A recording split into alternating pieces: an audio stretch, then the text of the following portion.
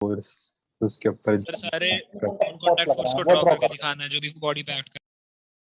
जो इस बॉडी पे नॉन कॉन्टैक्ट फोर्स लग रहा है। नॉन कॉन्टैक्ट मतलब फील्ड फोर्स। तो इस ब्लॉक पे फील्ड फोर्स कौन सा लग रहा है? Sir acceleration due to gravity. वो तो एक्सेलरेशन है, फोर्स लग रहा है ग्रेविटी का, ठीक है ना, हाँ force due sir to gravity. Gravity. तो ये फोर्स इस पे नीचे की ओर लग रहा है। अगर ये कॉन्टैक्ट में नहीं होता ना तब भी ये फोर्स लगता है, इसलिए इसको नॉन कॉन्टैक्ट फोर्स बोलते हैं या फील्ड फोर्स बोलते हैं। ये लग रहा है। अब क्या करना है, सारे नॉन कॉन्टैक्ट फोर्स में केवल ये एक ही फोर्स है। अब उसके बाद क्लियरली स्पेसिफाई द बाउंड्रीज। इसकी बाउंड्री देखोगे तो आपको पता लगेगा कि ये कहाँ पे कॉन्टैक्ट में है। इस बाउंड्री पे यहाँ पे कॉन्टैक्ट में है। सही बात है गलत बात? ये कॉन्टैक्ट सरफेस होगी। सही बात है गलत बात? Yes sir. Also mention the contact surface. अब कॉन्टैक्ट सरफेस पे देखो कि कोई कॉन्टैक्ट फोर्स है या नहीं है। तो ये ब्लॉक इस ग्राउंड को दबा रहा है। 1 सेकंड, इसकी डिवाइस से कनेक्ट करता हूं।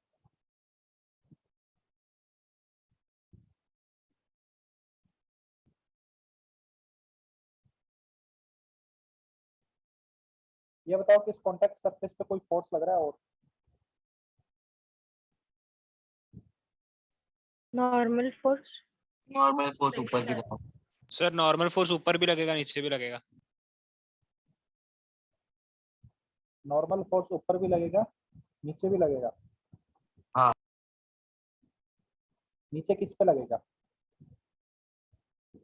सर नीचे सरफेस पे लगेगा और ऊपर ब्लॉक पे लगेगा। नीचे सरफेस पे लगेगा लेकिन ब्लॉक पे तो ऊपर की ओर लगेगा ना। हाँ अपन सर तो ब्लॉक ब्लॉक पे पे ऊपर बना रहे लगेगा। हैं, ब्लॉक को ऊपर की ओर प्रेस कर रहे हैं। तो ब्लॉक के ऊपर ये सारे फोर्स बन गए, एक एमजी लग गया, एक नॉर्मल लग गया। तो ये ब्लॉक का एबीडी हो गया। समझ में आ रही है सर बात? मतलब यहाँ पे सिर्फ हमें जो ब्लॉक पे फोर्सेस एक्ट कर रहे हैं वही बनाना है ना? बस वही बनाने हैं, ठीक है ना। जो ब्लॉक के ऊपर लग रहे हैं फोर्स बस Yes. वो उन्हीं को ड्रॉ करना है। समझ में आ रही है बात? Yes sir.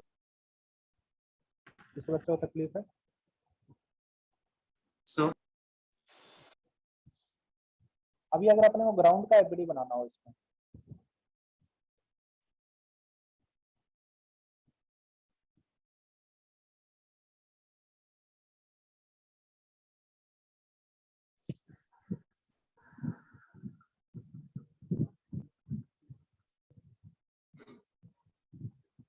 अगर हमें ग्राउंड का एबीडी बनाना हो, आवाज आ रही है मेरी?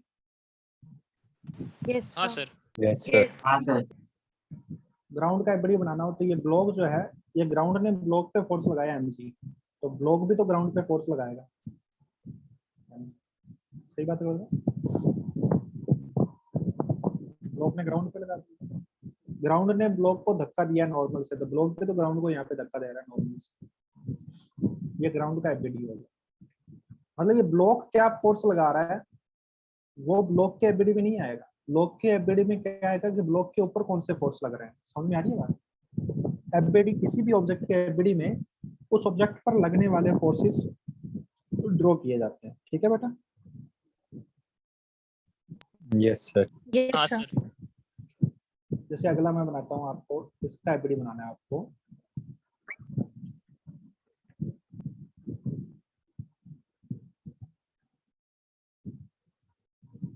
ये बी पॉइंट है, बी ब्लॉक है, इसके ऊपर एक ब्लॉक ए रख दिया और इसका एबीडी बनाना। तो draw the FBD of A, draw the FBD of A, second B, third A plus B as a system, fourth है B plus ground as a system.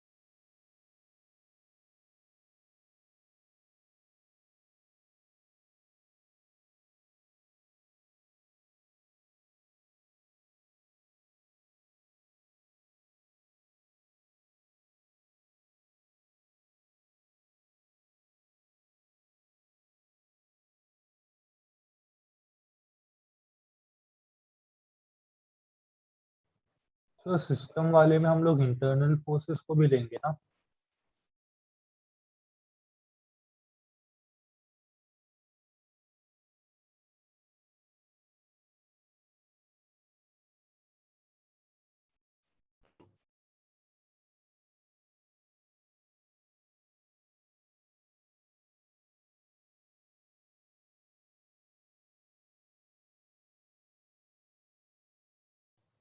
चलो तो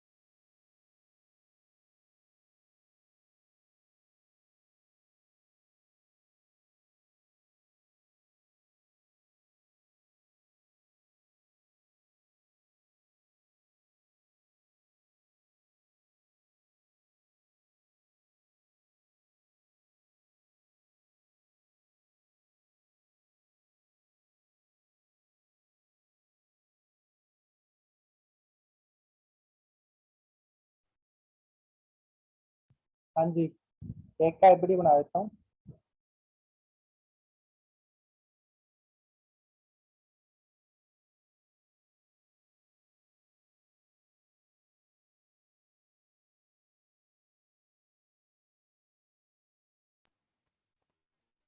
ए के ऊपर नॉन कॉन्टैक्ट फोर्स कौन कौन से है बताओ। ए का एफडी बना एम एम जी लग रहा है। एम इसका मास एम में मान लेता हूँ, एम में इंटू जी। ये नॉन कॉन्टैक्ट फोर्स हो गया। बाउंड्री देखें तो इसका कॉन्टैक्ट सरफेस प्लस बी है। बाउंड्री को ड्रॉ करने का मतलब यही होता है कि कॉन्टैक्ट सरफेस पता लगेगा। ये इसके कॉन्टैक्ट सरफेस। तो ए के ऊपर नॉर्मल कौन लगा रहा है? बी क्योंकि ए बी को दबा रहा है तो बी ए को ऊपर की ओर दबा रहा है, राइट। तो नॉर्मल और ए इसको एन मान लिया, ठीक है। और कोई तो फोर्स लग नहीं रहा है, तो ये दो फोर्स लगे। बी की बात करते हैं, बी का एग्रीमेंट।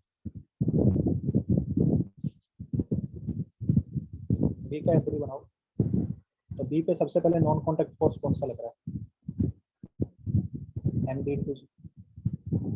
ऊपर से ए दबा रहा है इसको, एक तो यहाँ पे कॉन्टैक्ट सरफेस है, एक यहाँ पे कॉन्टैक्ट सरफेस है, राइट। ऊपर से ए दबा रहा है इसको, नॉर्मल और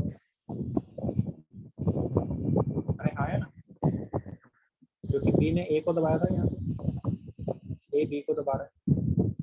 यार तुम लोग रिप्लाई नहीं कर सर आपके माइक से बहुत हवा की आवाज आ रही है। किस चीज की आवाज आ रही है? सर हवा, एयर। हवा की आवाज आ रही है यार, फैन तो चल ही रहा है ऊपर। सर नॉइज आ रही है सर। तो फैन बंद कर दो। ये अभी आ रही है? नहीं सर, नो सर। अभी नहीं आ रही ना, नहीं ठीक सर। है। तो ए बी को दबा रहा है ऊपर से, और बी को नीचे से ग्राउंड दबा रहा है, तो ग्राउंड मान लेते हैं एन डैश से दबा रहा है। सही बात है गलत बात? यस क्योंकि सर। बी ग्राउंड को दबा रहा है, तो ग्राउंड बी को दबा रहा है ऊपर की ओर, तो बी के ऊपर ये फोर्सेस लग रहे हैं, एक ऊपर वाली कॉन्टैक्ट सरफेस पे, एक नीचे वाली कॉन्टैक्ट सरफेस पे। ग्राउंड ए प्लस बी को सिस्टम लेके बनाना है। अच्छा ग्राउंड का बनाओगे? ग्राउंड का एपीटी इस दूसरे वाले एग्जांपल में। ये अभी आपने बी वाले का बनाया है ना? हाँ तो सर ए वाले में नहीं लगेगा एन डैश? ए वाले पे एन डैश क्यों लगेगा बताओ? कौन लगाएगा ए पे? बी। बी ने लगा दिया नॉर्मल। अच्छा हाँ, ओके ओके। ए ने बी को दबाया, बी ने ए को दबाया नॉर्मल से, ठीक है ना। This is normal on A due to B, this is normal on B due to A, this is normal on B due to ground. समझ में आ रही हो तो बात? हाँ सर, हाँ सर। अब ये बताओ ग्राउंड का एपीडी बनाते हैं। ग्राउंड का, ग्राउंड पे कौन कौन फोर्स लगा रहा है ये बताओ? ग्राउंड ने ए पे लगाया था mg, तो ए भी ग्राउंड पे लगाएगा m इंटू जी। ग्राउंड ने बी पे लगाया था mbg, तो बी भी ग्राउंड पे लगाएगा mb इंटू जी। हाँ या ना? अब ग्राउंड की boundary, yes sir. Boundary draw करते हैं तो कॉन्टैक्ट सरफेस केवल यहाँ पे है, और ये कॉन्टैक्ट सरफेस किसके साथ है? बी के साथ है। तो ग्राउंड बी पे लगा रहा है एन डैश, तो बी ग्राउंड पे लगा रहा है N dash, right. B ground पे एन डैश लगा रहा है। अरे हाँ या ना? हाँ सर। हाँ सर। आगे चलो। ए प्लस बी को सिस्टम लेके बनाना है।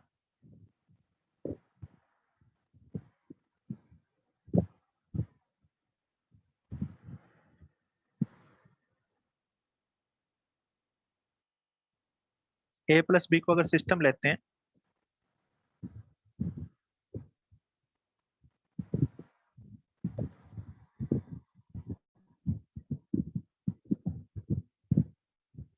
ठीक है, तो सिस्टम लेते हैं, तो आप देखिए कि सिस्टम के ऊपर बाहर से कोई भी बंदा किसी एक पे भी लगाता है ना फोर्स, जैसे ग्राउंड केवल बी पे लगा रहा है मान लेते हैं, या फिर कोई और, तो वो पूरे सिस्टम पे ही माना जाता है। तो यहाँ पे सिस्टम की बाउंड्री क्या होगी?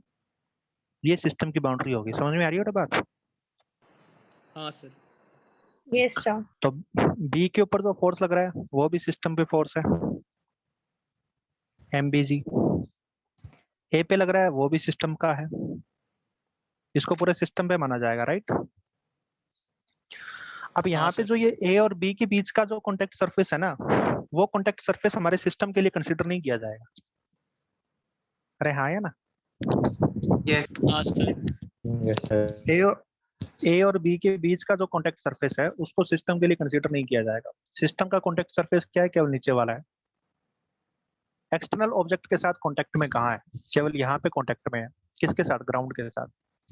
तो ग्राउंड बी पे जो नॉर्मल लगा रहा है वही नॉर्मल सिस्टम पे माना जाएगा। सही बात है गलत बात? And S. अरे हाँ है ना? अब तुम सोचोगे ए और बी भी तो आपस में एक दूसरे पे फोर्स लगा रहे हैं, ए और बी भी तो एक दूसरे पे फोर्स लगा रहे हैं सर लेकिन सिस्टम में क्या? ए और हाँ वो इंटरनल फोर्स हो गया ना, ये ए ने बी पे लगाया और बी ने ए पे लगाया, तो इस पूरे सिस्टम के लिए तो इस नेट फोर्स 0 हो गया ना, तो इन फोर्स को बनाने का कोई मतलब नहीं है। सिस्टम के लिए बना रहे हो तो सिस्टम के लिए इन दोनों का सम 0 हो गया, राइट। ये इंटरनल फोर्स हो गई, क्योंकि ये सिस्टम के पार्टिकल हो गए दोनों। ए और बी जो है वो सिस्टम के कॉन्स्टिट्यूट्स हो गए, इन्होंने एक दूसरे पे लगाया है। तो सिस्टम के कॉन्स्टिट्यूट्स जो एक दूसरे पे लगाते हैं वो इंटरनल फोर्स होता है, राइट। ग्राउंड ने जो भी फोर्स लगाए हैं वो एक्सटर्नल है। अरे हाँ या ना, यस सर। क्योंकि ग्राउंड हाँ सिस्टम सर, का हिस्सा नहीं है। नहीं है। उसके बाद में आपने बोला कि बी और ग्राउंड को एफबीडी बनाओ, तो ये ग्राउंड हो गया, इसके ऊपर बी है। बी और ग्राउंड का एफबीडी बनाना है तो ये होगी बाउंड्री। अब इसमें ए जो है ना वो सिस्टम का हिस्सा नहीं है, बी और ग्राउंड सिस्टम का हिस्सा है। हाँ सर, तो सही ए बात है से जो मतलब? बी पे फोर्स लगेगा उसको दिखाना पड़ेगा ना, क्योंकि एक्स्ट्रा। हाँ, अच्छा ये बताओ यहाँ पे एमबीजी ड्रॉ करूँ क्या नहीं मैं? सर, वो इंटरनल फोर्स हो गया ना अभी तो। इंटरनल फोर्स है। अब वो इंटरनल हो गया, वो किसने लगाया? ग्राउंड ने लगाया, और ग्राउंड क्या है? सिस्टम का हिस्सा है, तो इस फोर्स को ड्रॉ नहीं करना चाहिए। समझ में आ यस रही है सर, वो बात? सर। ऊपर। हाँ, ए बी को दबा रहा है तो यहाँ पे एक नॉर्मल फोर्स है, ये सिस्टम पे एक्सटर्नल फोर्स हो गया ये। समझ में आ रही है बात? हाँ सर। और बी ग्राउंड को दबा रहा है तो वो इंटरनल हो गया, ग्राउंड बी को दबा रहा है वो इंटरनल हो गया। अच्छा, ग्राउंड ए पे फोर्स लगा रहा था कितना? एमएजी, तो ए ग्राउंड पे लगा रहा है ना, हाँ ये एक्सटर्नल हो गया, क्योंकि ग्राउंड पे लग रहा है तो ग्राउंड क्या सिस्टम का हिस्सा है। अरे हाँ या ना, तो ये B plus ground yes as a system ले लिया हमने। तो बात ये है कि जो ए पे लग रहे थे फोर्स वही ए ने वापस सिस्टम पे लगाए हैं। समझ में आ रही है बात?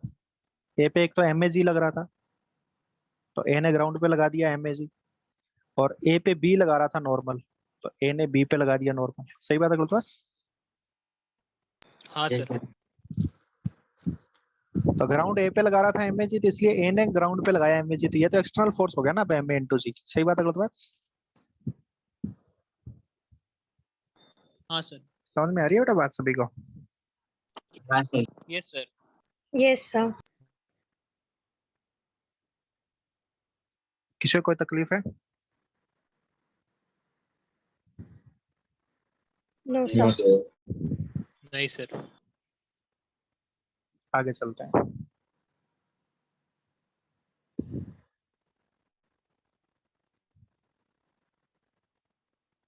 ये कोई ऑब्जेक्ट है ए,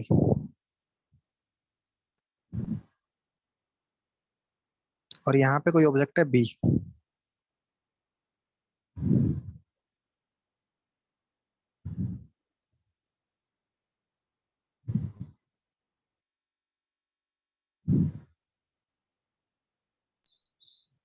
तो ए और बी का एबीडी बनाओ।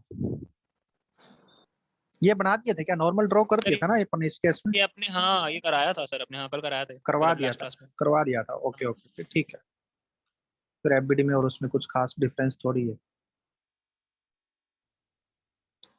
Do we take friction beyond force acting on an isolated body? हाँ भाई, अगर लग रहे हैं तो अपने को लेना पड़ेगा बेटा। एक बच्चे ने पूछा कि सर एफबीडी ड्रॉ करते टाइम में क्या हम फ्रिक्शन बायोंट फोर्स वगैरह लेते हैं? अगर लग रहे हैं तो लेना पड़ेगा, बट अभी मैं उन फोर्सेस के बारे में आपको पढ़ाया नहीं है, इसलिए मैं ऐसा कोई सिस्टम ले नहीं रहा हूँ कि जिसमें बायोट फोर्स लग रहे हैं या एफबीडी लग रहा है, फ्रिक्शन लग रहा है। जो भी फोर्स लग रहे हैं वो सारे फोर्स लेने पड़ेंगे एफबीडी में। समझ में आ रही है बात?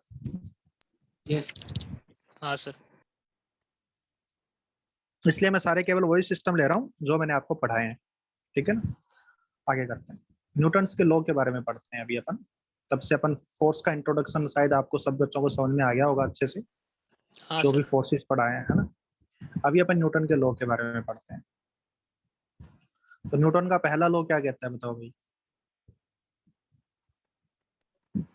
Sir, each body continues to be in state of rest or uniform motion in a straight line unless an external force is applied. ये आपको लिखवा दिया था मैंने? नहीं, लिखवाया नहीं था। ओके, तो न्यूटन्स का फर्स्ट लॉ लिख लीजिए।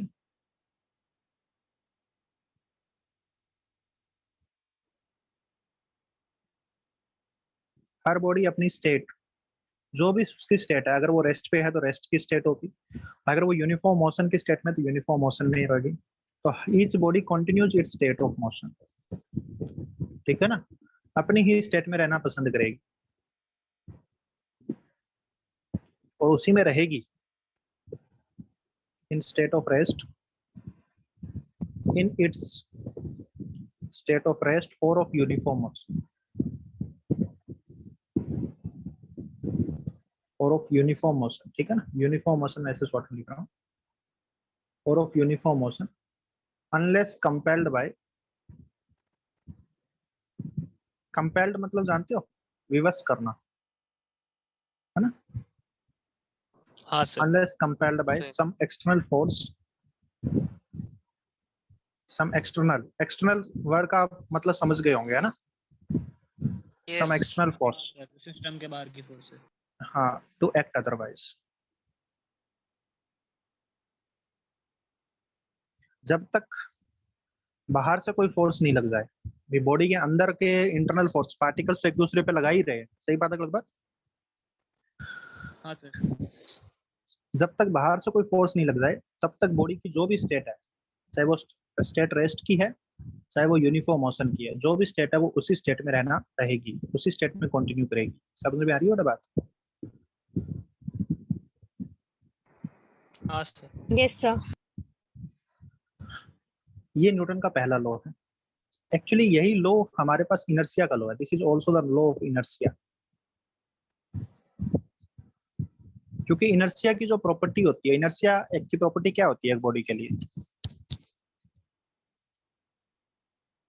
टू रिमेन एट रेस्ट और इन मोशन। हाँ जी, remain in the state of rest or motion until external force है। होता है। ये कहता है कि एक बॉडी अपनी जो भी स्टेट है उसी स्टेट में रहना पसंद करती है, उसके अपनी स्टेट के चेंज का अपोज करती है। ये कहता है ना इनर्शिया की प्रॉपर्टी। हाँ sir. Property of inertia, any body each object opposes the any change in the state of its object. जो अगर वो रेस्ट पे है तो उसको चलाने के लिए आपको कुछ ना कुछ फोर्स लगाना पड़ेगा, अदरवाइज वो अपने आप नहीं चलेगा। उसकी स्टेट में चेंज आने का वो अपोज करता है। समझ में आ रही है बात? अपोज करना इन द सेंस कि वो अपने आप स्टेट में चेंज नहीं आने देगा, आपको कुछ ना कुछ बाहर से ताकत लगानी पड़ेगी तभी वो उसकी स्टेट में चेंज आएगा। हाँ अरे सर, हाँ वो यार। मास वगैरह की वजह से रहता है। हाँ हाँ, और कितनी ताकत लगानी पड़ेगी उसकी स्टेट में चेंज करने के लिए, ये उसकी इनर्शिया की प्रॉपर्टी, उसका कितना ज्यादा इनर्शिया है। इनर्शिया डायरेक्टली प्रोपोर्शनल होता है मास के। समझ में आ रही है बात? जितना ज्यादा मास होगी उतनी ज्यादा हाँ ताकत सर। लगानी पड़ेगी उसकी स्टेट में चेंज करने के लिए। तो न्यूटन का पहला लॉ भी तो यही बात कह रहा है कि कोई भी बॉडी अपनी स्टेट में रहना ही पसंद करती है जब तक उस पर बाहर से फोर्स ना लगाया जाए, वो अपनी बॉडी अपनी स्टेट में ही रहेगी। क्या ये दोनों बात सेम नहीं है? हाँ सर, सेम हाँ। ही है। इसलिए न्यूटन के फर्स्ट लॉ को लॉ ऑफ इनर्शिया भी कहते हैं। आप लोगों को ये बात तो पता ही होगा ना लॉ ऑफ इनर्शिया। जैसे आपने पास एक आप साइकिल लेके जा रहे हो, ये आपकी साइकिल होगी, इसके ये पेडल वगैरह हो गए, चलो ज्यादा इस पर टाइम वेस्ट नहीं करते हैं। ये साइकिल होगी आपकी, और यहाँ पे स्टेशन के बगल में ट्रेन खड़ी है एक। समझ में आ रही है बात? ये ट्रेन है। हाँ सर। तो ये ट्रेन बहुत ही धीरे धीरे चल रही है, मतलब जस्ट स्टार्ट हुई है चलना, तो बहुत ही धीरे धीरे चल रही है, काफी दूर तक धीरे धीरे चल रही है, और उसी स्पीड से आप साइकिल भी चला रहे हो बगल में। क्या ये पॉसिबल केस नहीं है कि आप ट्रेन की स्पीड से साइकिल चला लो? हाँ, अगर ट्रेन बहुत धीरे धीरे चल रही है तो है। एक आपके किसी दोस्त को बोला जाए कि इस साइकिल को रोक दे, मतलब पकड़ के रोक दे, खींच के रोक दे, या फिर आगे से धक्का दे के रोक दे, किसी भी तरीके से इस साइकिल को रोक दे, और उसको फिर ये भी बोला जाए कि अब इस ट्रेन को रोक दे, उसके लिए कौन सा पॉसिबल केस है? साइकिल को रोकना पॉसिबल रहेगा। ट्रेन में तो मर स्पीड जाएगा। तो सेम है, यस सर। स्पीड तो सेम है, यस सर। स्पीड तो सेम है, इसका मास बहुत ज्यादा है। मान लेते हैं कि अपने ट्रेन के इंजन को बंद कर दिया, फिर भी ट्रेन को रोकना मुश्किल है, खींच के वो रोक नहीं सकता ट्रेन को, इसका मास बहुत ज्यादा है। सेम स्पीड होने की वजह से, इसका मास बहुत ज्यादा होने की वजह से इसके पास इनर्शिया बहुत ज्यादा है, तो इसके स्टेट में चेंज करना उतना ही ज्यादा मुश्किल है। समझ में आ रही है बात? इसका मास कम है तो इसके स्टेट को चेंज करना इजी है। समझ में आ रही है बात? तो ये है इनर्शिया। अरे हाँ, या ना? यस आप 40 की स्पीड से बाइक भी चल रही है और 40 की स्पीड से एक ट्रक भी चल रहा है, और आगे ब्रेकर आ गया, तो बाइक वाला तो एकदम ब्रेकर के नजदीक ले जाके ब्रेक मारता है और फुदाक से ले जाता है। ट्रक वाला बेचारा 2 किलोमीटर पहले से ब्रेक मारना चालू कर देता है ताकि ब्रेकर के नजदीक जाते जाते स्पीड कम हो जाए। अगर ट्रक वाला हाँ सर। भूल जाए कि आगे ब्रेकर है तो ट्रक का क्या हाल होगा ये तुम्हें भी पता है ना? हाँ सर। हाँ सर। इसलिए हर कोई ट्रक ड्राइवर नहीं बन सकता, बाइक ड्राइवर हर कोई बन जाता है। समझ में आ रही है बात? हाँ सर। उसको एक एक चीज का Yes. ध्यान रखना पड़ता है कि कितनी दूर में ब्रेकर है। आगे चले। तो ये न्यूटन का फर्स्ट लॉ हो गया और सभी बच्चों को शायद समझ में भी आ गया होगा, तो इसमें मैं कुछ सर ज्यादा टाइम इनर्शिया वेस्ट का नहीं करूंगा। डेफिनेशन भी लिख ले क्या? नहीं, इनर्शिया भी मेनली यही चीज है, लिखना चाहो तो लिख लो कि property of an object by virtue of which it opposes any state any change in its state. ठीक है ना, ये इनर्शिया हो ओके। गया। हाँ सर। आगे चलें। हाँ सर। Yes, sir.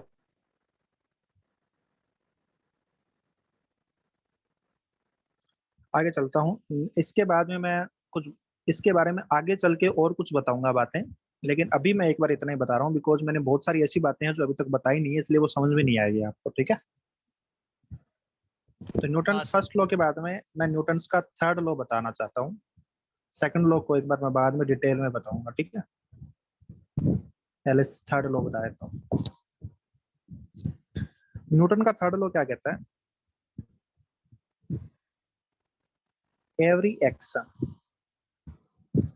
तो एक्शन क्या है? ये वो वाला एक्शन है जो बॉलीवुड हीरो करते हैं, बॉलीवुड एक्टर करते हैं। ये यहाँ पे एक्शन का मतलब फोर्स है। ठीक है ना, every action has always exist an equal and opposite reaction. समझ में आ रही बात?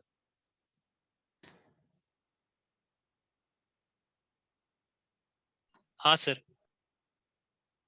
एवरी एक्शन,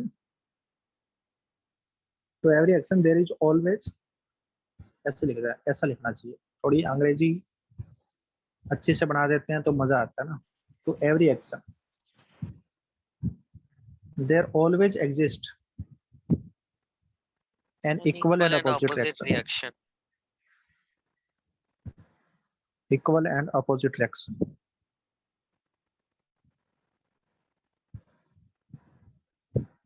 और ये रिएक्शन भी फोर्स है, ये भी कोई अलग चीज नहीं। तो यहाँ से मैं एक बात मैंने आपको बता दिया कि action and reaction are nothing but these are just force. ठीक है ना, हर एक्शन का एक रिएक्शन है, मतलब हर फोर्स के अपोजिट में एक दूसरा फोर्स भी लगता है। समझ में आ रही है बात? Yes. तो हाँ, action sir. And reaction are nothing but these are force. अगली बात ये लिखना, जैसे ही एक्शन हुआ उसी इंस्टेंट पे रिएक्शन हुआ।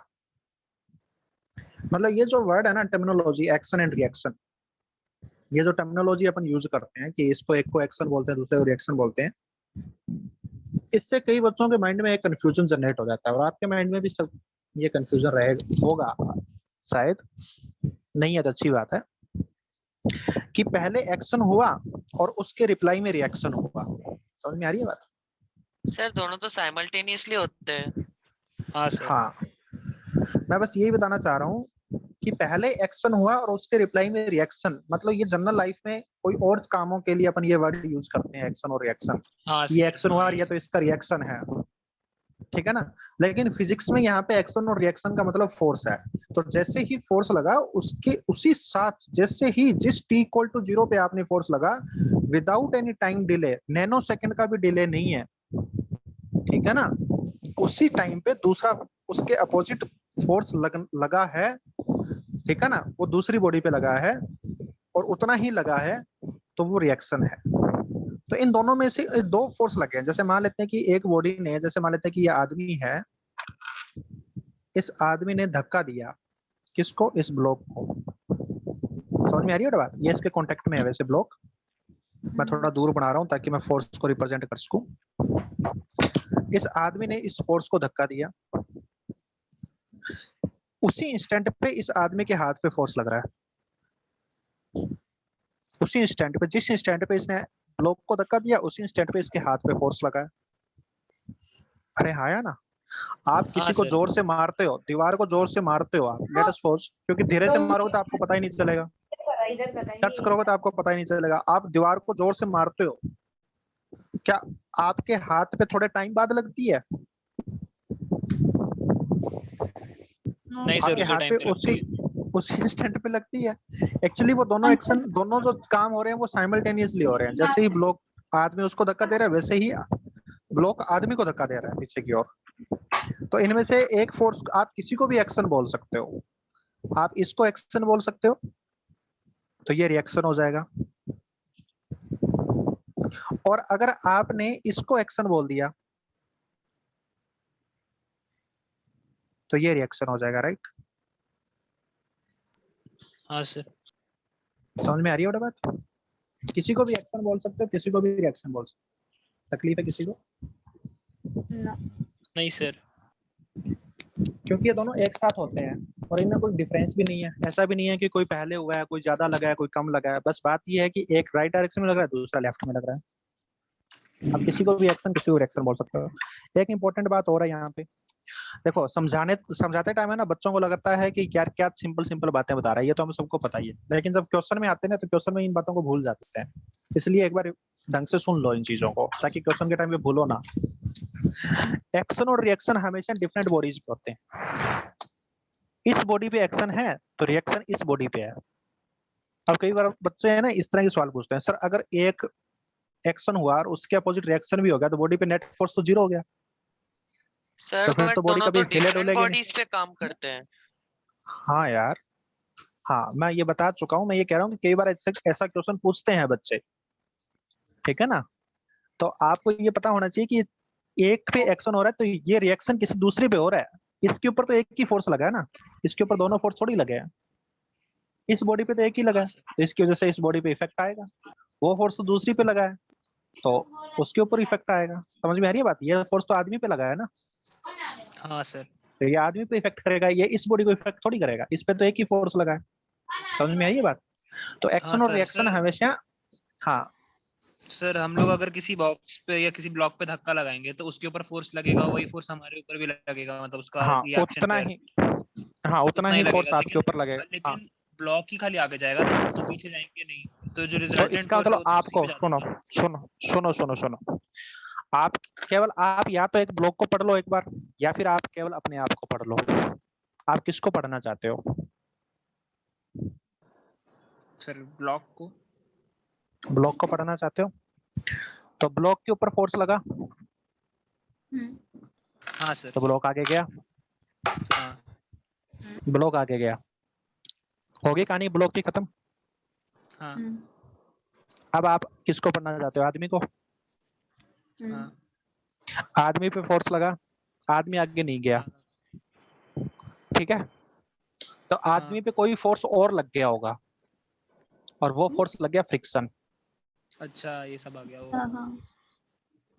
एक फोर्स और लग गया, और इस फ्रिक्शन फोर्स ने इस आदमी के ऊपर लगने वाले फोर्स को बैलेंस कर दिया। अगर नीचे चिकनी सरफेस है तब पूछो इस आदमी से क्या हालत होती है?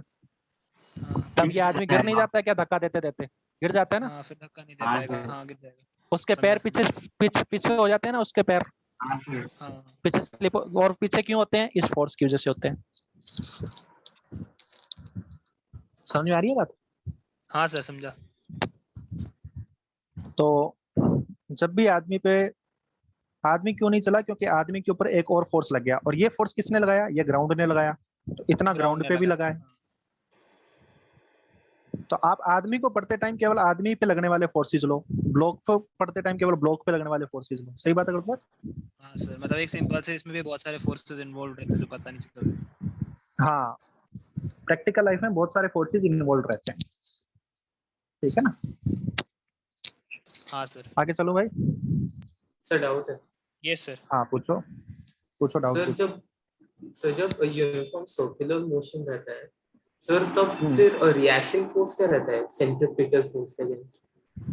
क्या कह रहे हो सर? जब हम लोग एक स्टोन को घुमाते हैं स्प्रिंग से बांध के, तो वो सर्कुलर पाथ, एक स्टोन को, पत्थर को, एक स्टोन को, पत्थर को रस्सी से बांध के घुमा रहे हो? Yes sir. और ये स्टोन ऐसे घूम रहा है। यस हाँ, अब चाहते क्या हो?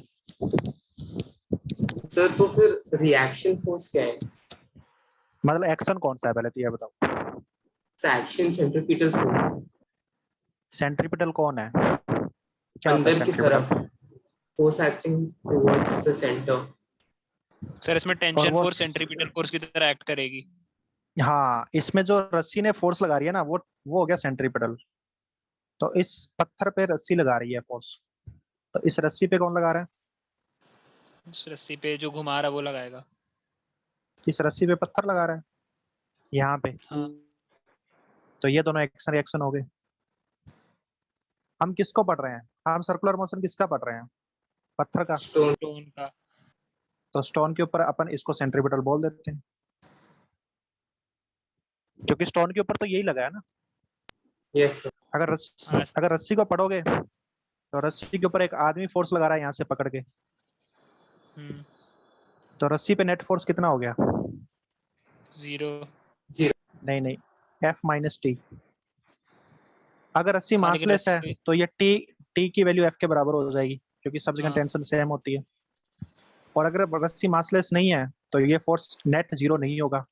तो इसका मतलब रस्सी के ऊपर भी एक नेट फोर्स आ गया सेंटर की तरफ, तो रस्सी भी सर्कुलर मोशन कर रही है।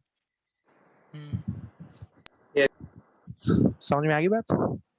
हाँ Yes. सर, इसका रिएक्शन पैर तो वो होगा ना, सेंट्रीफ्यूगल फोर्स भी तो एक रहता है जो बाहर की साइड में लगता है। आप जानते नहीं हो एक्चुअली सेंट्रीफ्यूगल फोर्स नाम की कोई चीज होती नहीं है वैसे, बट अपन सर्कुलर मोशन में ही वो पढ़ाएंगे, तभी आप इतनी हाँ टेंशन सर, मत अभी लीजिए, फालतू ठीक में है? इधर हाँ इसको रहने दो। हाँ हाँ, इस तरह के क्वेश्चन जो है आप सर्कुलर मोशन जब पढ़ेंगे तो उसमें देखेंगे। अभी आप जो पढ़ा रहे हैं ना बस उस पर कंसंट्रेट कीजिए, ठीक है?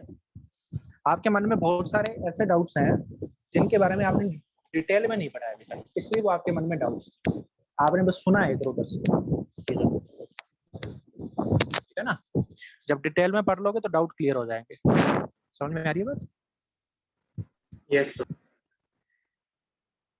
तो ये हो गया न्यूटन का थर्ड लॉ। तो यहाँ पे एक चीज तो ये रख लेंगे कि एक्शन रिएक्शन होते हैं और action reaction acts at the same time.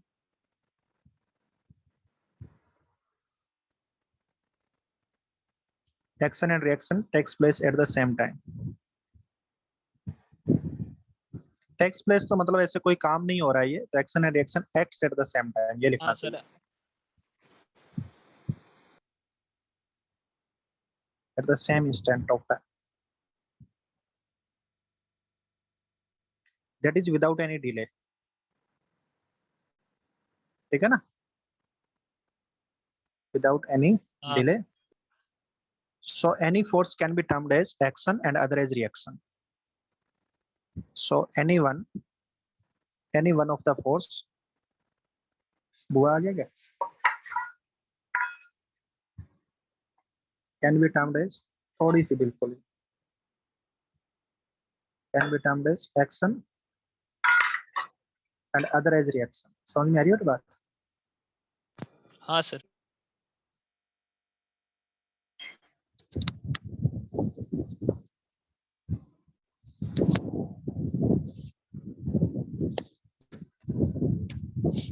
Other is reaction, किसी भी फोर्स को एक्शन बोल सकते हैं, दूसरे को रिएक्शन बोल सकते हैं।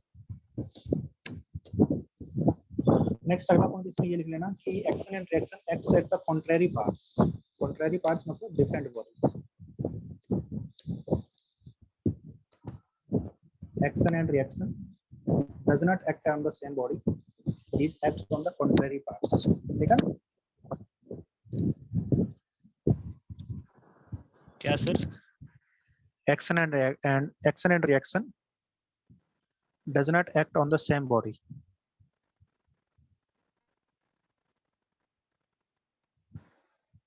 Act on the same body. These acts on the contrary parts.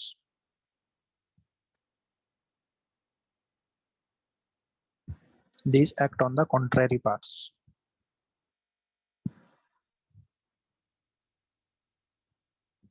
ठीक है ना बेटा? Contrary parts या फिर अपन ये लिख सकते हैं different bodies.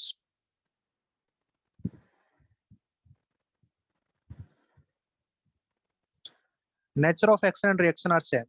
Is same. Nature of action and reaction is always same. भी अगर उसने नॉर्मल लगाया तो वो भी नॉर्मल ही लगाएगा। समझ में आ रही है बात? हाँ अगर सर। एक ने ग्रेविटेशनल लगाया तो दूसरा भी ग्रेविटेशनल होगा। Nature of action and reaction is same. तकलीफ है किसी को?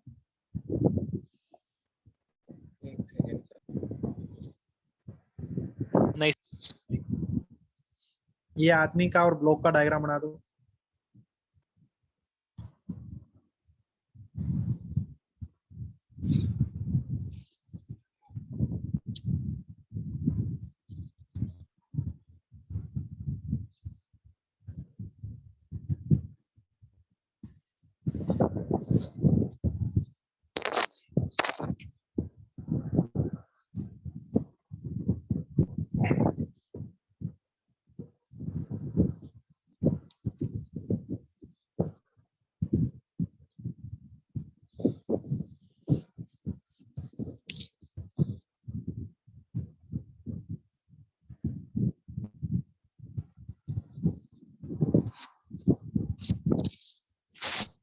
आगे चलो।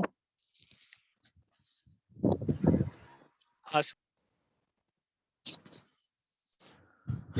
यहाँ पे देखिए कि आप इस तरीके से बहुत सारे डायग्राम बना सकते हो। जैसे अपने पास ये ब्लॉक है, ये ब्लॉक इस सरफेस पे पड़ा है, तो इस ब्लॉक पे जो mg लग रहा है, अगर ये एक्शन है तो क्या नॉर्मल रिएक्शन है? नहीं सर, mg ही होगा ना। हाँ, mg ही रिएक्शन होगा। एक Yes, ग्राउंड sir. इसका अगर एक्शन बोल रहे हो तो ये रिएक्शन है, ठीक है ना? या फिर अगर इसको रिएक्शन बोल रहे हो तो ये रिएक्शन है। इसके अलावा हाँ सर। ब्लॉक जो है वो ग्राउंड को प्रेस कर रहा है नॉर्मल से, तो ग्राउंड उसको प्रेस कर रहा है नॉर्मल से। ये दोनों आपस में एक्शन रिएक्शन है। Yes, समझ sir. में आ रही है बात? हाँ सर। अच्छा सर, मतलब ग्रेविटी पुलिंग फोर्स है और जिस फोर्स से वो पुश कर रहा है वो नॉर्मल है। हाँ, नॉर्मल कांटेक्ट फोर्स है, तो कांटेक्ट फोर्स का रिएक्शन भी कांटेक्ट फोर्स होगा। नॉन हाँ सर, कांटेक्ट फोर्स का और ये नॉन रिएक्शन भी नॉन कांटेक्ट है। कांटेक्ट फोर्स है। समझ में आ रही है बात? इसने उस पे mg लगाया तो उसने भी हाँ इस पे mg लगाया, ये दोनों एक्शन रिएक्शन है। इसने इस पे नॉर्मल लगाया तो इसने भी उस पे नॉर्मल लगाया, ये दोनों एक्शन रिएक्शन है। ये ग्रेविटेशनल फोर्स है, ये इलेक्ट्रोमैग्नेटिक फोर्स है। समझ में आ रही है बात? Yes, mg sir. ग्रेविटेशनल है। तकलीफ है किसी को? No, sir. No, sir. आगे चलो। Yes. तो हाँ हर सर। फोर्स का एक रिएक्शन होता है, हर फोर्स का एक रिएक्शन होता है। इसीलिए तो सिस्टम के लिए इंटरनल फोर्सेस का सम 0 हो जाता है। समझ में आ रही है बात? Yes, sir. हाँ सर। इसलिए तो इंटरनल फोर्सेस का सम नेट क्या हो जाता है? 0 हो जाता आगे चलो। सेकंड सर लिखना है। है। 1 सेकंड सर।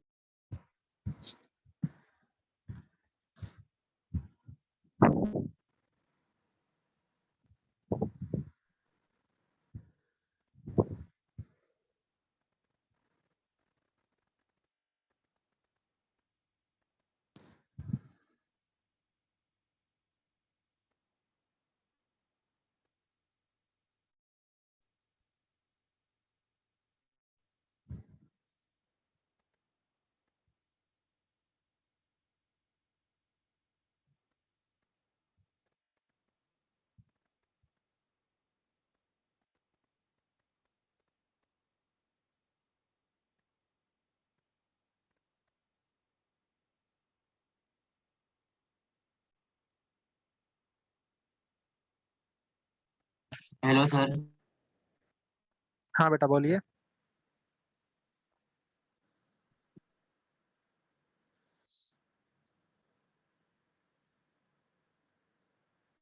कुछ नहीं सर।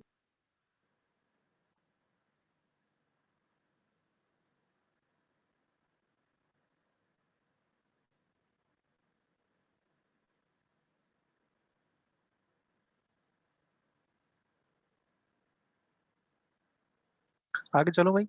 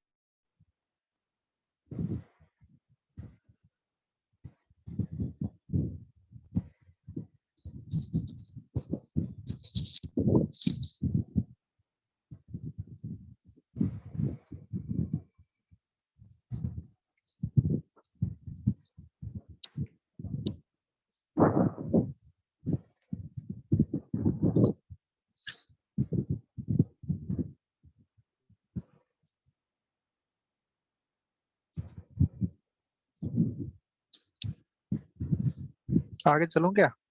आवाज आ रही है मेरी? हाँ सर, आगे चलूं या रहने दूं? लिख रहे हो? हो गया सर। हो गया।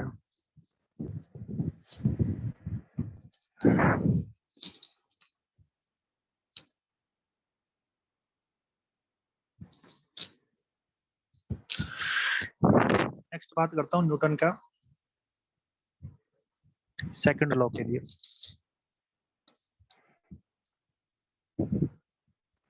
Newton second law. अभी तक जो हमने फोर्स की डेफिनेशन बोली थी ना,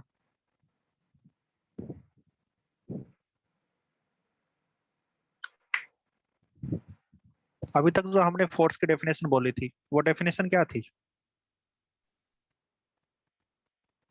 Any push or pull any push acting और पुल, मतलब एक फालतू सी डेफिनेशन थी वो। मतलब उसके अंदर फोर्स का बस एक आइडिया दिया जा रहा था, कितना फोर्स लग रहा है, कितना लग रहा है, किस डायरेक्शन में लग रहा है, ऐसा कुछ उसमें मतलब था नहीं। तो Yes, न्यूटन ने sir. क्लियर डेफिनेशन जो दी है फोर्स की वो ये है, the rate of change of linear momentum.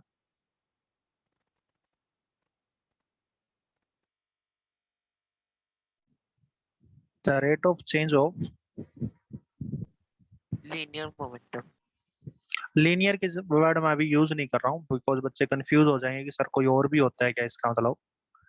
Rate of change of momentum on a body of a body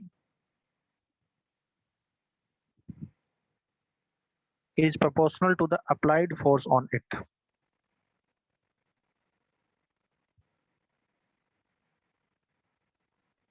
Is proportional to the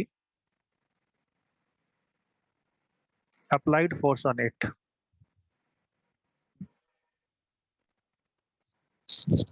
ठीक है ना? कोई भी बॉडी के ऊपर लगने वाला फोर्स उसके रेट ऑफ चेंज के बराबर होता है, rate of change of linear momentum होता है, and it act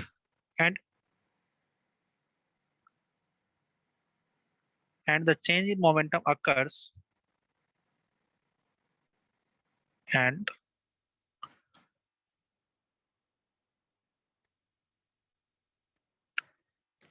it takes place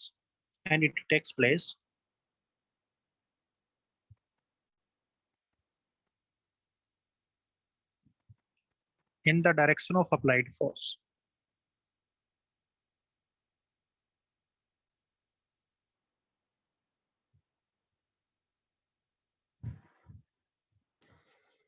है ना?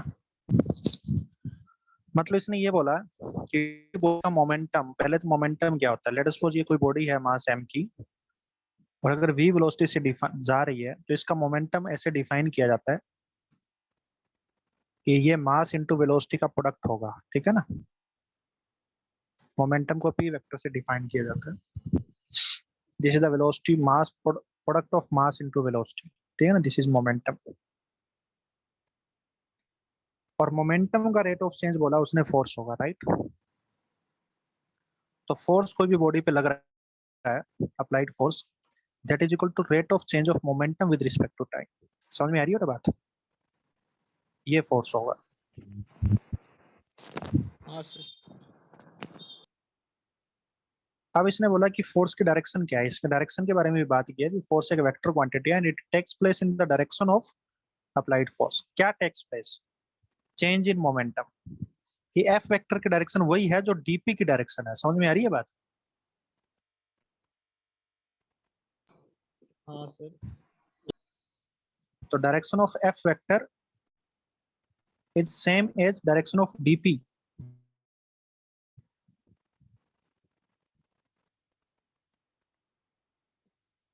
अब डीपी वेक्टर क्या है? डीपी वेक्टर है final momentum minus initial momentum, right? Yes, sir.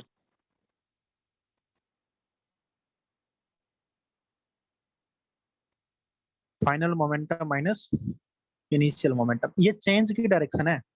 कोई ये ना सोचे कि फाइनल मोमेंटम की डायरेक्शन में फोर्स है क्या, डीपी की डायरेक्शन में फोर्स है, और डीपी है फाइनल मोमेंटम में से इनिशियल मोमेंटम को सब्ट्रैक्ट करने के बाद जो रिजल्ट आ रहा है ना, वो रिजल्ट है डीपी। समझ में आ रही है बात?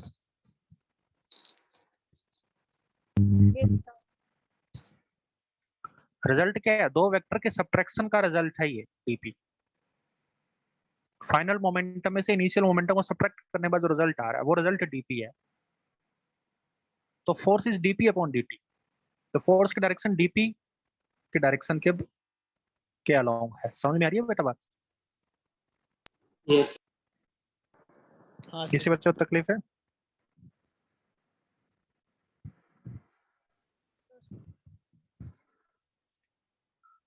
तो जनरली मोमेंटम को पी एम इंटू वी लिख दिया जाता है, इसलिए हम ये लिखते हैं कि d by d t of m v, right? Generally mass constant होता है कोई भी पार्टिकल का, तो इफ मास इज कांस्टेंट तो फोर्स वेक्टर आ जाएगा, एम को बाहर ले लेंगे, and this is dv vector by dt। समझ में आ रही है बात? एक्सेलरेशन आ गया। हाँ सर, तो इसीलिए फोर्स इक्वल टू m में लिखते हैं। हाँ, इसलिए फोर्स को हम लिख देते हैं कि m इंटू ए। तो एक्चुअल डेफिनेशन जो है न्यूटन लॉ की, वो फोर्स बराबर मास इंटू एक्सेलरेशन नहीं है। जनरली बच्चों से पूछते हैं ना कि न्यूटन सेकंड लॉ क्या है, कि फोर्स बराबर मास इंटू एक्सेलरेशन। ये नहीं है, एक्चुअल डेफिनेशन है कि फोर्स बराबर डीपी बाई dt। ये तो तब आता है जब मास कांस्टेंट है। कई बार ऐसा भी होता है कि मास कांस्टेंट नहीं होता, ठीक है ना, only when mass is constant. हाँ सर। समझ में आ रही बात? तभी तो इस मास को बाहर ले सकते हैं। अगर मास कांस्टेंट नहीं है तो फिर ये क्या आएगा, m into d v by d t plus v into d m by d t. ये भी तो आएगा ना, दो चीजों का प्रोडक्ट हो गया ये।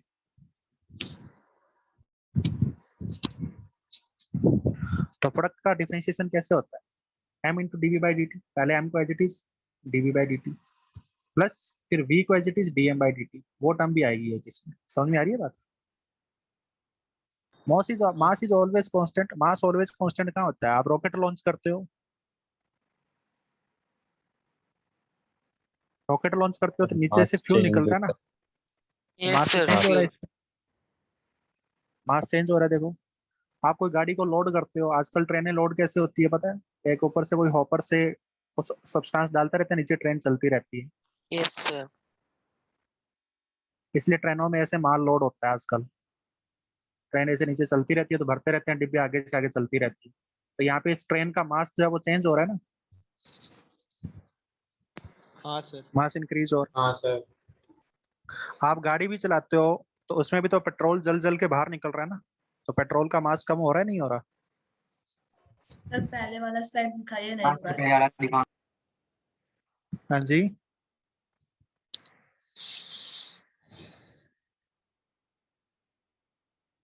बहुत जगह ऐसा होता है कि मास कांस्टेंट नहीं होता है, ठीक है।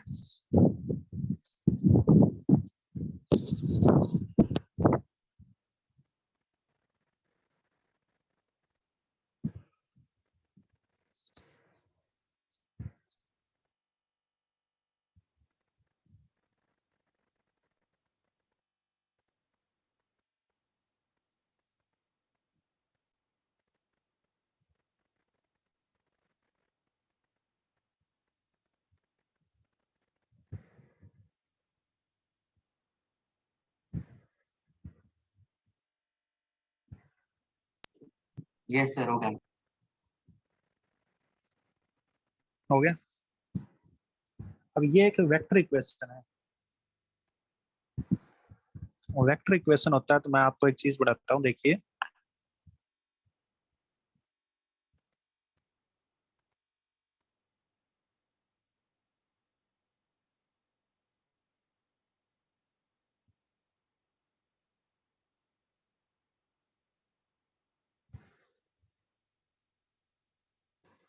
ये वेलोसिटी वेक्टर हो गया, ठीक है ना।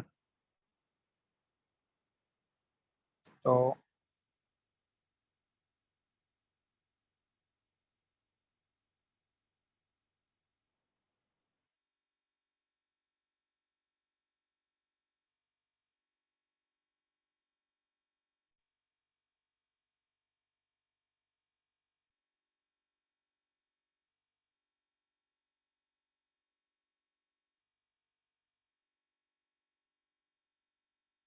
क्या कमी रहेगी भाई इसमें?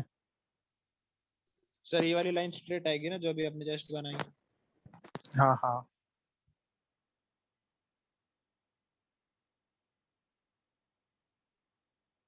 ये वाली लाइन ऐसे आएगी ना। हाँ फिर नीचे आएगी। ये मैंने गलत बना दिया, ये वाला गलत बना दिया। एक काम करता हूँ, ये ऐसे हो गया, एक्चुअली ये ब्लू लाइन ही गलत बना दी है।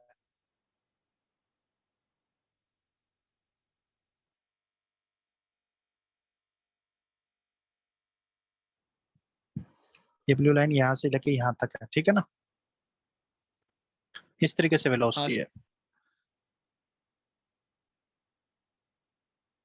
तो इस वेलोसिटी के 3 कंपोनेंट है, ठीक है। इस वेलोसिटी के 3 कंपोनेंट है। एक कंपोनेंट एक्स डायरेक्शन में, अरे हाँ या ना। Yes. हाँ सर। एक कंपोनेंट वाई डायरेक्शन में, एक कंपोनेंट जेड डायरेक्शन में।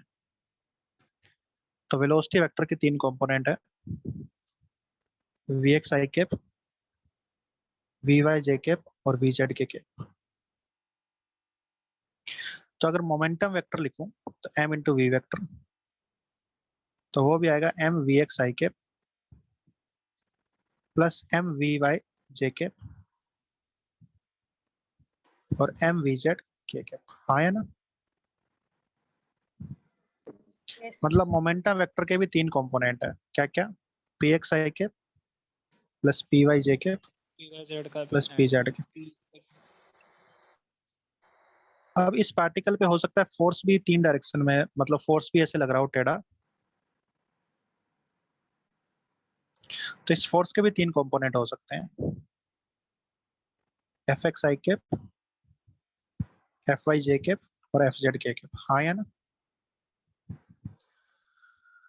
तो हमने लिखा F vector is equal to dp vector upon dt। तो यहाँ पे एफ एक्स आई के प्लस एफ वाई जे के plus F Z, left side में तो फोर्स किस गई, ये टर्म लिख दी। अब d by d t of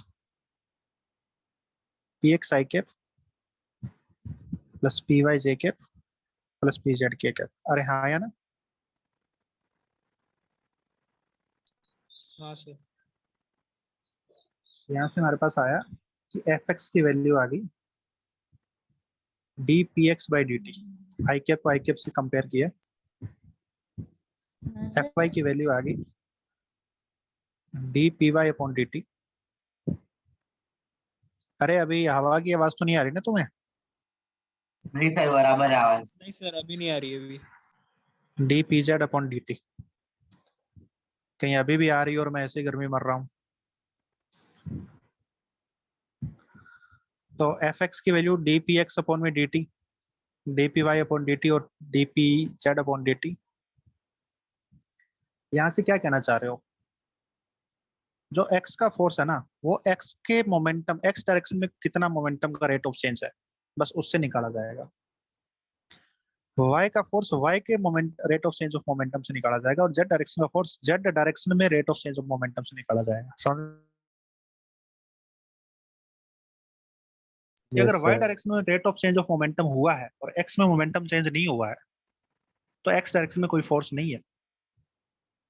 x का फोर्स y के मोमेंटम को चेंज नहीं कर सकता, y के मोमेंटम को y का फोर्स ही चेंज कर सकता है। समझ में आ रही है बात? हाँ सर क्योंकि परपेंडिकुलर वेक्टर्स का perpendicular vectors are independent of each other. Dependent of each other. Yes, sir. हाँ सर। एक्स का फोर्स और वाई के मोमेंटम में कोई रिलेशन नहीं है। एक्स के फोर्स का एक्स के मोमेंटम के साथ रिलेशन है, वाई के फोर्स का वाई के मोमेंटम के साथ रिलेशन है, जेड के फोर्स का जेड के मोमेंटम के साथ रिलेशन। समझ में आ रही है बेटा बात? हाँ तो सर। ये इक्वेशन आप तीनों डायरेक्शन में अलग अलग भी लगा सकते हो कि मैं तो केवल एक्स में लगाना चाह रहा हूँ, मेरे को तो केवल एक्स में काम करना है। समझ में आ रही है बात? यस तो आप एक्स में भी लगा सकते हाँ सर। हो, आप केवल वाई में भी लगा सकते हो, या फिर कोई और दो परपेंडिकुलर डायरेक्शन चूज कर सकते हो कि मैं तो एक आर कैप ले रहा हूँ, एक उस आर के परपेंडिकुलर ले रहा हूँ। जैसे अपन इंक्लाइन सरफेस पे प्रोजेक्टाइल पढ़ते थे, रहते थे ना दो डायरेक्शन परपेंडिकुलर, हाँ सर। वैसे भी कर सकते हो इस केस में भी। ठीक है ना? तो थोड़ा ऊपर स्क्रॉल करो, हाँ जी, थोड़ा ऊपर अभी स्क्रॉल करो ना। कर देता हूँ, ये लो भाई। हाँ छाप लो फटाफट।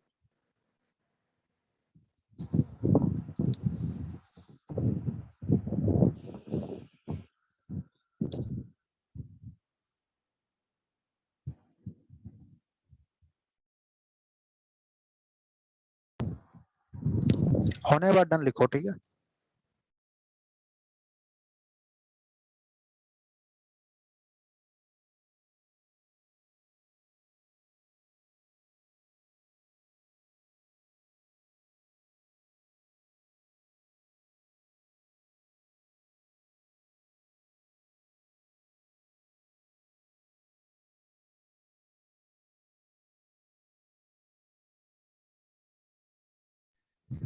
हो गया भाई? सर एक मिनट।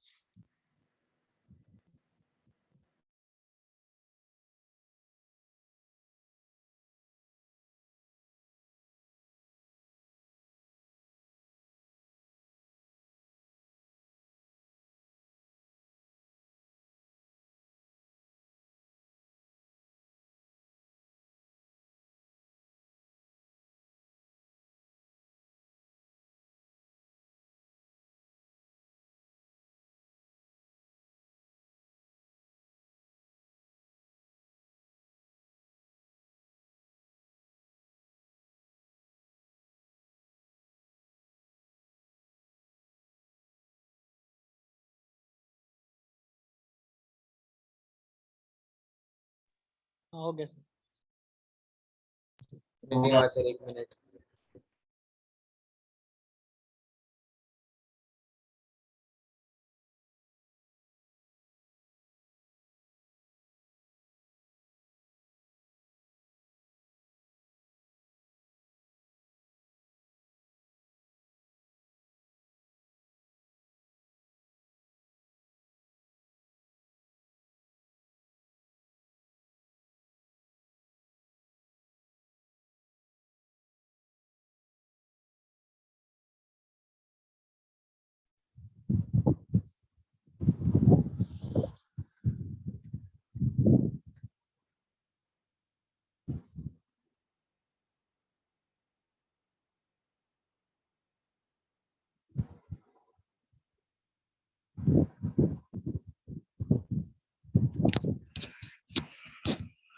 हाँ जी, हो गया। Yes sir. आगे चलता हूँ।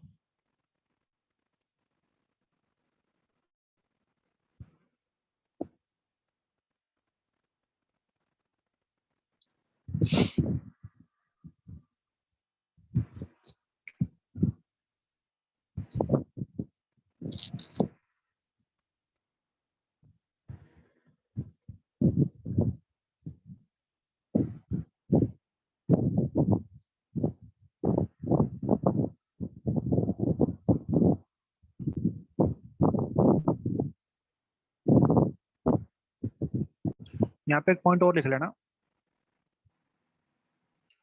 जो हमने ये लिखा ना कि force power mass into acceleration, या फिर F is equal to dP upon dt। तो ये सेकंड लॉ की जो डेफिनेशन है, force power mass into acceleration, this is valid for a point mass, single point mass. समझ में आ रही है बात? हाँ sir. Applicable on single point mass, and this is a local relation. Local relation मतलब जानते हो? नहीं सर, एक रीजन ऑफ स्पेस के लिए नहीं मालूम सर लोकल रिलेशन। जिस पॉइंट का एक्सेलेरेशन है ना, जिस मोमेंट का एक्सेलेरेशन है उसी मोमेंट का फोर्स है।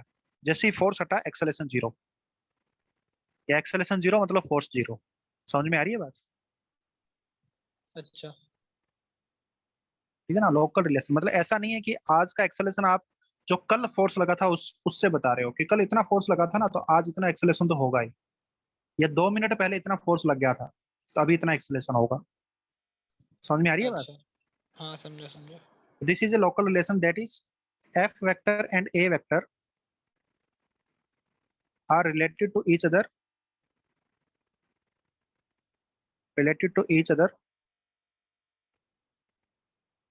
at the same moment of time. Each other by this relation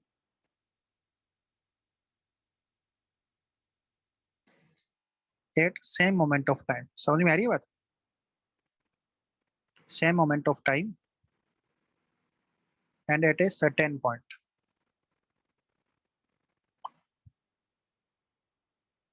And at a same point. Yes, certain point. समझ में आ रही है बात? Certain point in the space.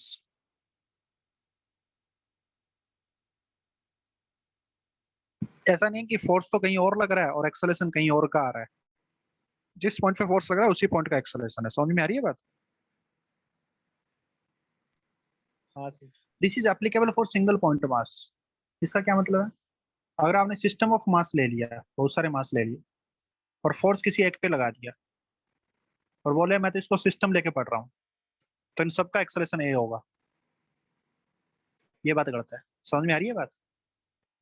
हाँ सर, जिस पे लगाया वही तो आएगा ना। हाँ, जिस पॉइंट पे, जिस एक पर्टिकुलर पॉइंट मास पे आपने फोर्स लगाया है उसी का एक्सेलरेशन ए है। समझ में आ रही है बात? ये अपन कई बार सिस्टम लेके भी पढ़ते हैं ना, जैसे मैंने आपको बताया कि अपन सिस्टम लेके पढ़ते हैं जिसमें एक से ज्यादा ऑब्जेक्ट को एक साथ पढ़ते हैं, राइट? हाँ सर। अरे हाँ यार, और उसमें किसी एक पार्टिकल पे फोर्स लग रहा है बस, हम उस हाँ फोर्स को सर। पूरे सिस्टम के लिए मान लेते हैं। परंतु ऐसा नहीं है कि वो यहाँ से एक्सेलरेशन m इंटू ए ले लिया तो सारे सिस्टम का भी एक्सेलरेशन ए हो गया क्या? वो नहीं होगा, ठीक है ना। ये रिलेशन वैलिड नहीं होगा। इस फोर्स का पूरे सिस्टम पे मान सकते हो, नो प्रॉब्लम, क्योंकि ये सिस्टम पे ही लग रहा है। सिस्टम भी एक पार्टिकल पे लग रहा है तो अपन ये मान सकते हैं कि पूरे सिस्टम पे लग रहा है। लेकिन ये रिलेशन वैलिड नहीं होगा कि ये फोर्स इस पूरे सिस्टम का मास इंटू एक्सेलरेशन नहीं होगा। समझ में आ रही है बात? हाँ सर। इसके हर एक पार्टिकल का एक्सेलरेशन ए नहीं होगा। समझ में आ रही है बात? अरे हाँ या ना?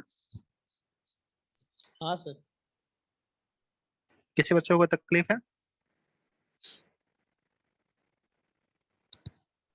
तो तीनों लो आप लोगों को समझ में आ गए?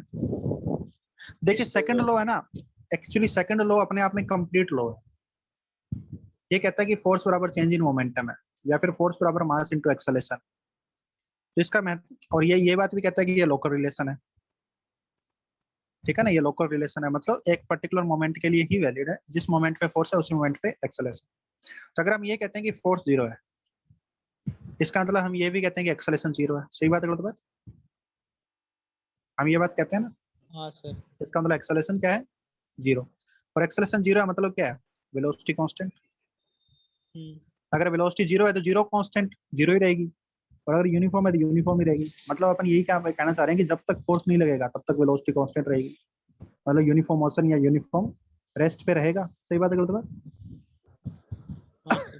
तो ये फर्स्ट लॉ हो गया नहीं हो गया? ये सेकंड लॉ में तो आ गया ये चीज। सेकंड लॉ तो ये एक्सप्लेन कर रहा है कि फोर्स जीरो तो एक्सेलरेशन जीरो, एक्सेलरेशन जीरो मतलब वेलोसिटी कांस्टेंट। वेलोसिटी कांस्टेंट मतलब अगर वेलोसिटी पहले जीरो थी तो रेस्ट पे था, तो रेस्ट भी वही वेलोसिटी रहेगी, जीरो ही रहेगी, तो रेस्ट पे रहेगा। और अगर पहले वेलोसिटी यूनिफॉर्म वेलोसिटी थी एक पर्टिकुलर डायरेक्शन में तो वही यूनिफॉर्म वेलोसिटी रहेगी, तो स्टेट ऑफ यूनिफॉर्म मोशन भी रहेगा जब तक फोर्स जीरो है। सही बात है गलत बात? लेकिन फोर्स लग गया तो एक्सेलरेशन आ जाएगा, और एक्सेलरेशन आ गया तो फिर वेलोसिटी चेंज होगी। अरे हाँ या ना? ये Yes. फर्स्ट लॉ ये बात कह रहा है। हाँ सर। थर्ड लॉ की बात करते हैं। थर्ड लॉ जैसे अपन, एक पार्टिकल ये है, एक पार्टिकल ये है, इन्होंने एक दूसरे पे ग्रेविटेशनल फोर्स लगा दिया, इसने इस पे लगा दिया और इसने इस पे लगा दिया, राइट। या फिर अपन ये कहते हैं कि ये दोनों मूव कर रहे हैं क्योंकि एक दूसरे को खींच रहे हैं इसलिए मूव कर रहे हैं। अरे हाँ या ना, ये इधर मूव कर रहा है v1 से और ये इधर मूव कर रहा है v2 से, तो एक दूसरे को खींच रहे हैं इसलिए। अरे हाँ या ना, तो यहाँ पे ये एक दूसरे को खींच रहे हैं इसलिए एक दूसरे पे ऐसे फोर्स लगा। तो पहले का मोमेंटम क्या हो गया, v1 mv1, दूसरे का मोमेंटम क्या हो गया, v2 mv2। तो नेट मोमेंटम क्या हो गया सिस्टम का, net momentum sir P1 P1 plus P2 plus, तो सिस्टम पे नेट फोर्स कितना हो गया, dp upon dt। dP by dt। अब सिस्टम पे बाहर से कोई फोर्स लगा रहा है क्या, नहीं सर। इसने इस पे F1 लगाया, इसने इस पे F1 लगाया, तो सिस्टम पे बाहर से कोई फोर्स नहीं है, तो ये वैल्यू क्या आनी चाहिए, 0। सही बात है, गलत बात। हाँ। तो यहाँ से ये क्या आया, P किस जगह आपने लिख दिया dp1 by dt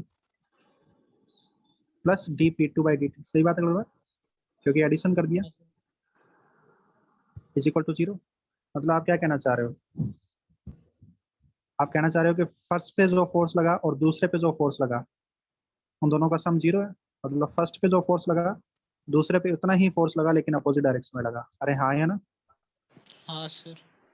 तो आप Yes, क्या कहना sir. चाह रहे हो, अगर पहले पे किसी ने एक्शन किया है तो दूसरे पे उतना ही रिएक्शन हुआ है लेकिन अपोजिट डायरेक्शन में हुआ है। सही बात है, गलत बात। Yes, हाँ sir. सर। तो क्या ये सेकंड लॉ ऑफ मोशन से एक्सप्लेन नहीं हो रही है बात, हो रही है सर। Yes, sir. हो रहा है। थर्ड लॉ भी सेकंड लॉ से ही ड्राइव हुआ है। तो सेकंड लॉ अपने आप में कंप्लीट एक्सप्लेनेशन है फर्स्ट लॉ और थर्ड लॉ दोनों का, ठीक है ना। हाँ सर। तो मैं ऐसे ही बच्चों को नेक्स्ट पढ़ते हैं। Yes sir. Next is application of sir Newton's पिछला लॉ पेज इन आप दिखा प्रॉब्लम्स। सकते हो। हाँ बताता हूँ।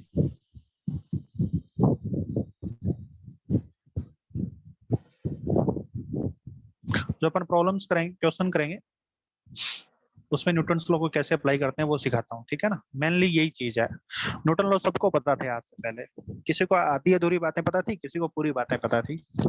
कितने बच्चे ऐसे हैं जिनको सारी बातें पता थी जो आज मैंने बताई है, एक बार हैंड रेज करो।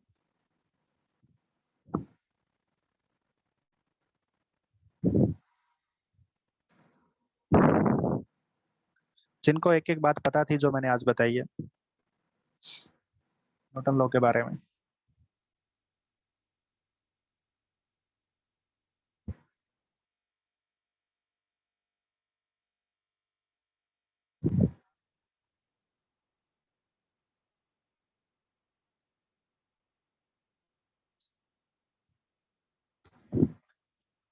नौ 10 बच्चों को पता थी, बहुत बढ़िया।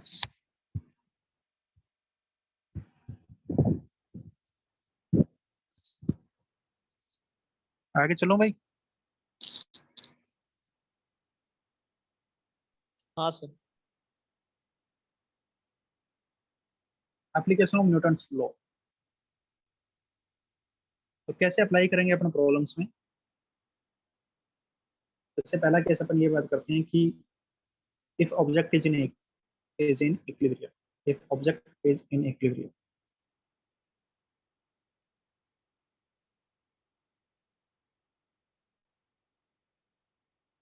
कोई ऑब्जेक्ट इक्विलिब्रियम में कब होता है पता है, सर जब उसके ऊपर नेट Sir, फोर्स जब सारे नेट का फोर्स reduce जीरो zero होता होती है। है, जीरो नेट फोर्स जीरो होता है। जब उस पर नेट फोर्स 0 होता है, right. Yes, sir. When object is in equilibrium, इस केस में अपन कैसे करेंगे, सबसे पहले draw the ability of object.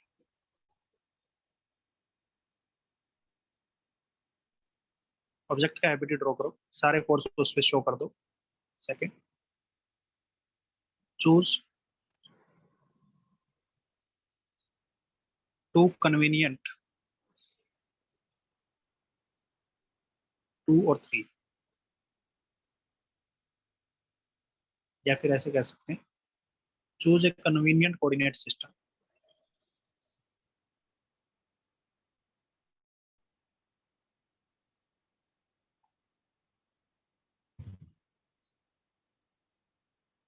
Coordinate system में मतलब 3 एक्सिस होगी ना, 3 एक्सिस एक दूसरे परपेंडिकुलर, 3 म्यूचुअली परपेंडिकुलर एक्सिस, कोई भी 3 चूज कर लो।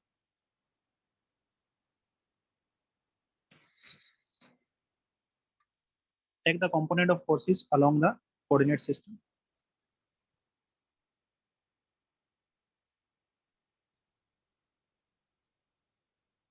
Component of forces. सर आपने कोऑर्डिनेट सिस्टम के बाद क्या लिखा है? 3 mutually perpendicular axes along the axis of coordinate system.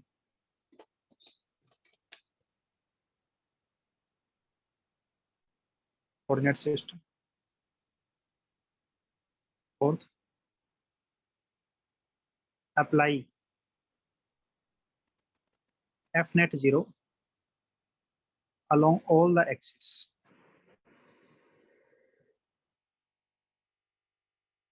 Along all the axes independently.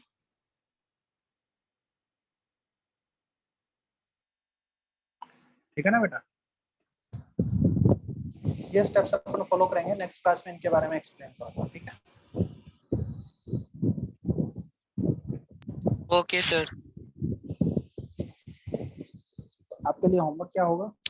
आपने एक्सरसाइज 3 तो डिस्कस कर ही ली होगी, रिलेटेड किया ना? हाँ सर। Yes sir. तो न्यूटन्स लॉ में से होमवर्क दे देता हूं मैं, आप एक्सरसाइज 2 अटेम्प्ट कर लिया करो, ठीक है ना? एक्सरसाइज 2 अटेम्प्ट कर लिया करो, अपन डिस्कस कर लेंगे या फिर अपन आप डाउट पे पूछ लिया करो, ठीक है? Okay sir. Yes sir.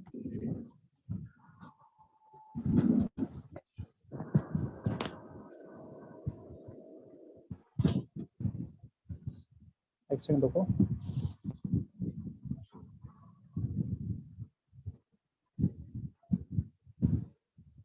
Section A करके लाना है, पार्ट 1 पार्ट 2